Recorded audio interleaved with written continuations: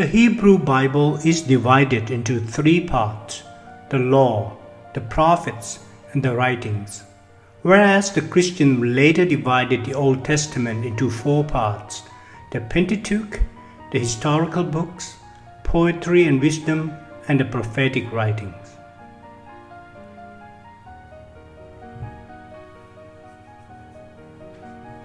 The historical books continue the story of salvation history from the period after the death of Moses up to the death of Judas Maccabees in 160 BC. These three historical books of Joshua, Judges, and Ruth describe the history of the chosen people in the promised land of Canaan, from the death of Moses to the period before the beginning of the monarchy of Israelites. Joshua was the leader of the Israelites after Moses died, and it was he who led them across the river Jordan into Canaan. Judges were the rulers of Israel after the death of Joshua. They were tribal leaders.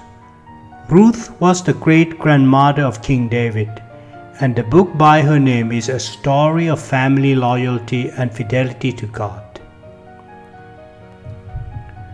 Joshua enlisted the assistance of two spies who sought help from a prostitute named Rahab.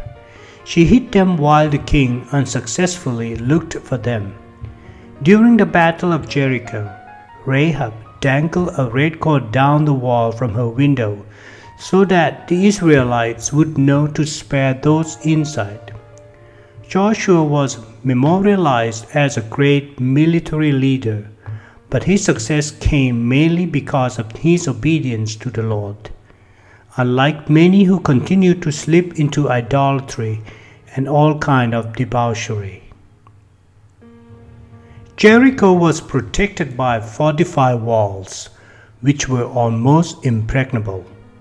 The Israelites first crossed the Jordan after the priests carried the Ark of the Covenant in front of them, which separated the waters of the river to give them passage.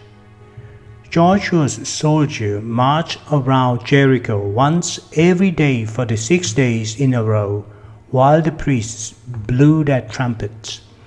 On the last and 7th day, they went 7 times around the city, and the trumpets blasted and the people shouted.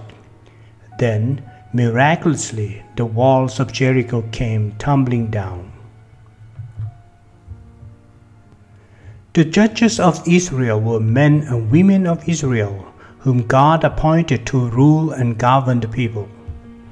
The position is not inherited. Deborah the judge was one of the most astonishing women in the Bible. She was a judge, prophetess, and military leader all in one. The last judge, Samson, had enormous strength, since he was under a Nazirite vow even while in the womb. The word Nazirite comes from the Hebrew word Nazir, meaning consecrated or dedicated. Samson lost his strength when Delilah tricked him into cutting his hair. The Philistines captured him and gouged out his eyes. Samson was made a human beast of burden until his hair grew back.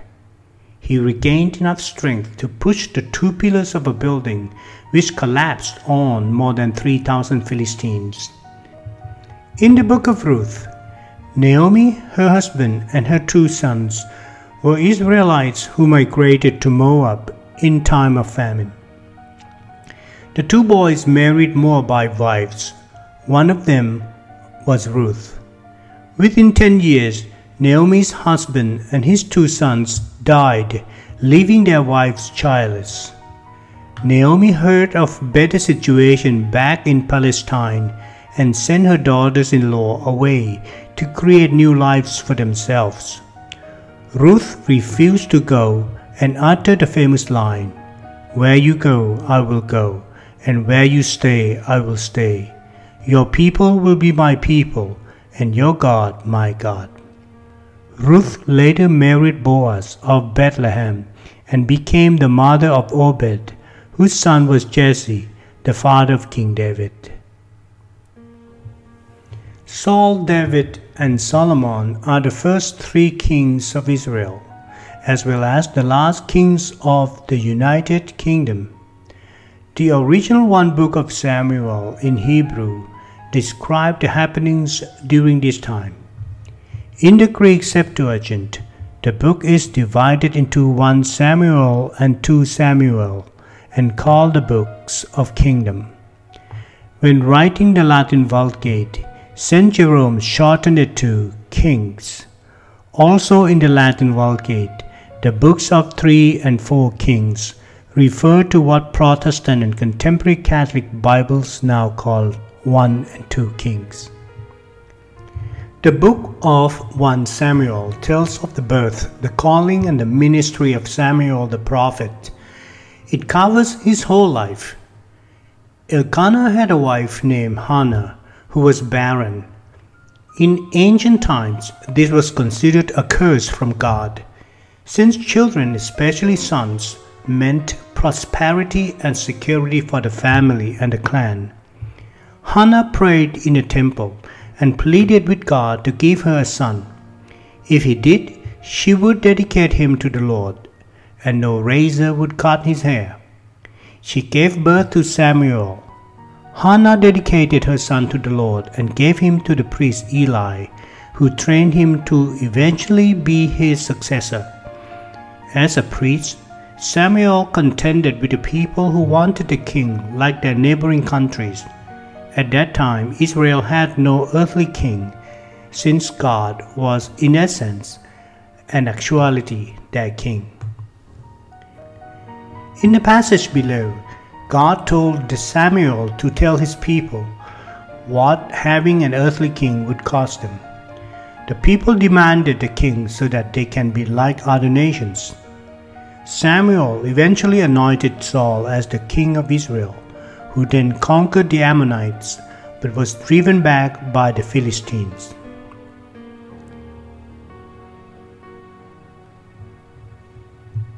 He will take your sons and make them serve with his chariots and horses, and they will run in front of his chariots.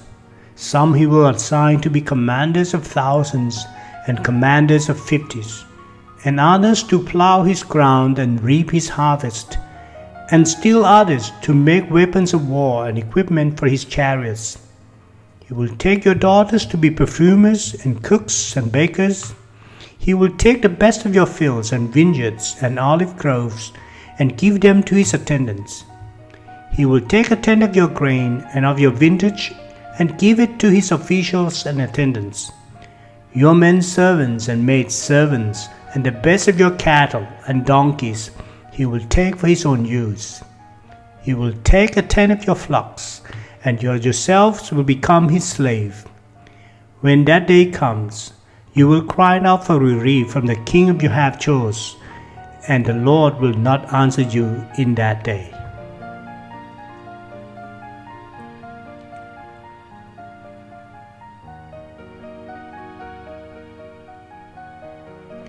In the battle with the Philistine, Saul faced Goliath, a 9-foot Philistine with 100 pounds armor. When all of his soldiers refused to battle Goliath, a shepherd boy named David volunteered. With a slingshot, David lobbed a rock into Goliath's forehead and knocked him down. He then decapitated Goliath with his own sword. 2 Samuel described the settling of Jerusalem as the capital of Israel by King David. David restored the Ark of the Covenant, which the Philistine had stolen in battle. Later David seduced Bathsheba, who was Uriah's wife. She became pregnant, and David arranged for her husband to be killed in battle. Adultery and murder were on King David's conscience. Prophet Nathan, who succeeded Samuel, confronted the king. David repented. His atonement did not save the unborn son. Later, David had Absalom, who grew up and rebelled against his father. he died ignominiously when his long hair got caught in a tree branch. Two of David's sons, Adonijah and Solomon, survived. The Lord sent Nathan to David. When he came to him, he said, "There were two men in a certain town, one rich and the other poor. The rich man had a very large number of sheep and cattle, but the poor man had nothing except one little ewe lamb he had bought. He raised it, and it grew up with him and his children. It shared his food, drank from his cup, and even slept in his arms. It was like a daughter to him. Now a traveler came to the rich man, but the rich man refrained from taking one of his own sheep or cattle to prepare a meal for the traveler who had come to him. Instead, he took the ewe lamb that belonged to the poor man and prepared it for the one who had come to him. David burned with anger against the man and said to Nathan, "As surely as the Lord lives, the man who did this deserved to die. He must pay for that lamb 4 times over, because he did such a thing and had no pity." Then Nathan said to David, "You are the man." David's son Adonijah was the elder of the 2 brothers and presumed he should be king when his father died. He threw a party in preparation for his ascension to the throne as his heir apparent, but did not invite his brother Solomon.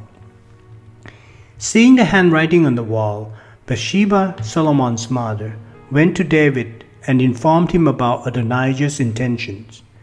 David then hastily anointed Solomon as king. Solomon took the throne after David died, and as a coronation gift, God granted him one wish. Rather than wishing for the death of his enemies, wealth, or longevity, Solomon asked for wisdom to rule God's people. Because of this humble request, God made him the wisest man in the world.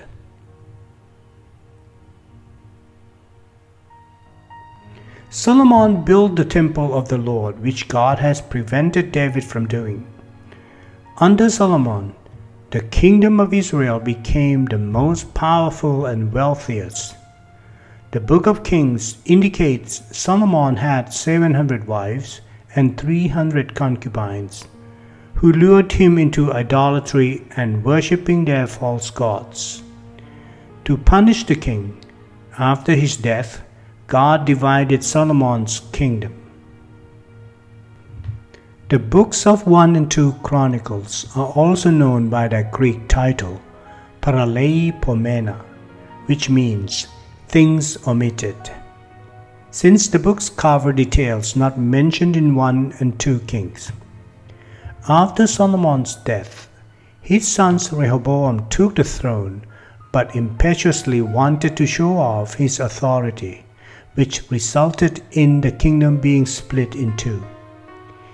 In 928 BC, Jeroboam became the first king of the northern kingdom of Israel, comprised of 10 out of the 12 tribes, and Rehoboam became the ruler of the southern kingdom of Judah.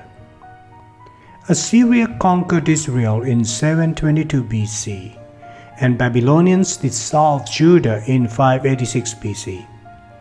The Book of 1 Chronicle provides a genealogy for 9 chapters, tracing Adam to David. Family lineage is given to show what happened to the 12 sons of Jacob, who became the heads of the 12 tribes of Israel. 1 and 2 Chronicles cover the same time period of Samuel and Kings, but whereas those 4 books focus on personalities of the monarchs, Chronicles give emphasis to the Ark of the Covenant, the temple, and the worship performed there. In the Latin Vulgate, Ezra and Nehemiah were 1 and 2 Esdras respectively.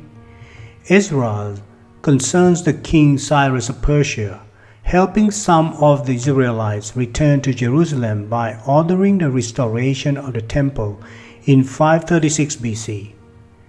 Nehemiah deals with his own commission to rebuild the walls of Jerusalem. It continues with the reading of the law by Ezra and the confession of sins by the Israelites. Esther is the story of a Jewish queen who saved her entire race from a genocidal plot to eliminate them in one day.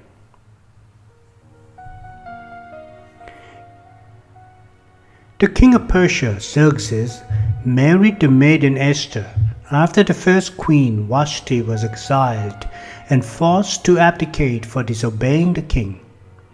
Esther's parents had died since the exile, so she was under the care of her cousin Mordecai, who forbid her to reveal her Jewish identity. When Mordecai uncovered a plot to assassinate King Xerxes, he told Queen Esther about it, and she in turn informed her husband. One of the king's officials, Haman, hated Mordecai because he refused to bow before him. He found out Mordecai was Jewish and plotted to kill him and all of his people by lying to the king that there were traitors in his kingdom. Mordecai learned of his treachery and informed Esther, who then exposed Haman and revealed her Jewish identity to her husband. King Xerxes spared her people and punished Haman instead. Tobit and Judith are two of the 7 deuterocanonical books found in the Greek Septuagint, Latin Vulgate, and English translations of the Catholic Bible. Historically, they fit right after Ezra and Nehemiah, even though in some Bibles they are grouped together with other deuterocanonicals under the listing of Apocrypha. Martin Luther, the founder of Lutheranism, repudiated the deuterocanonical books since doctrines such as purgatory were based on these passages from Maccabees, whereas the Council of Trent upheld and reaffirmed them as inspired.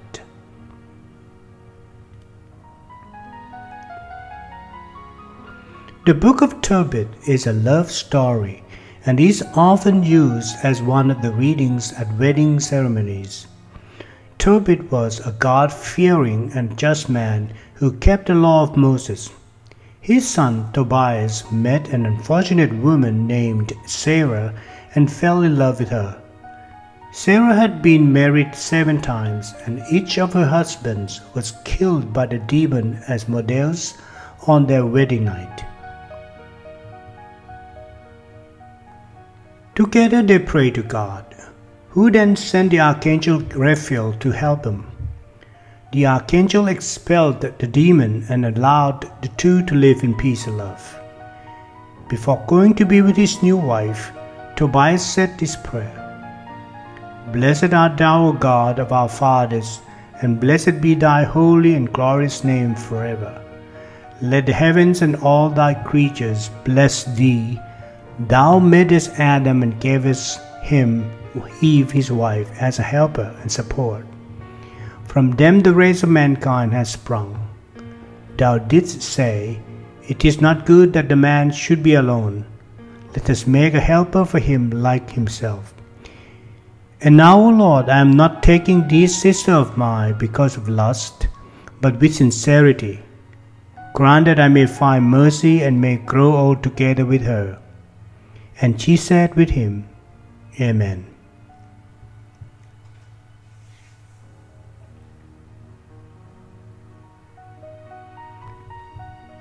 The Book of Judith deals with King Nebuchadnezzar of the Chaldean Empire and his general Holofernes, who sought to conquer all people and force them to worship Nebuchadnezzar as a god. Although most of the peoples fell under the king Nebuchadnezzar's rule, the Israelites continued to oppose and fight him.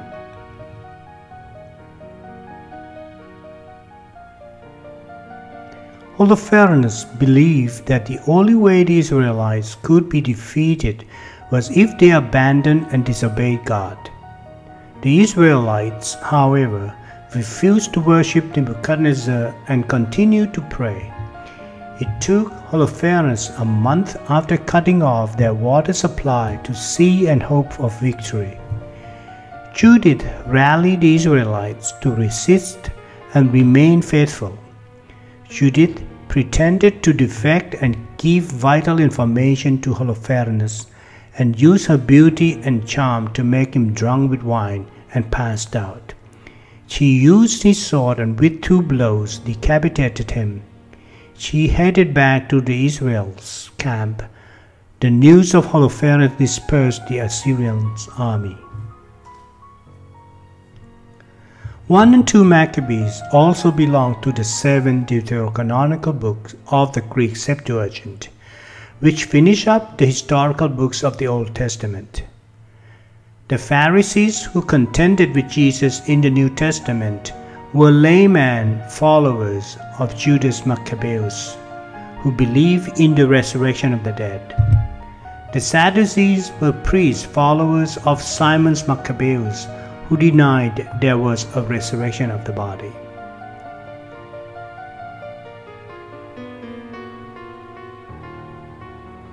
The Maccabees tell of the heroism of Israelites who fought for independence from foreign control.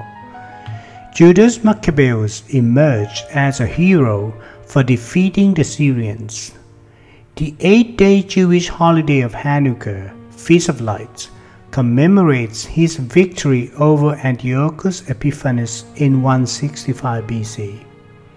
The book 2 Maccabees contains themes such as the resurrection of the dead, intercession of the saints in heaven for the living on earth, and the efficacy of offering prayers for the dead.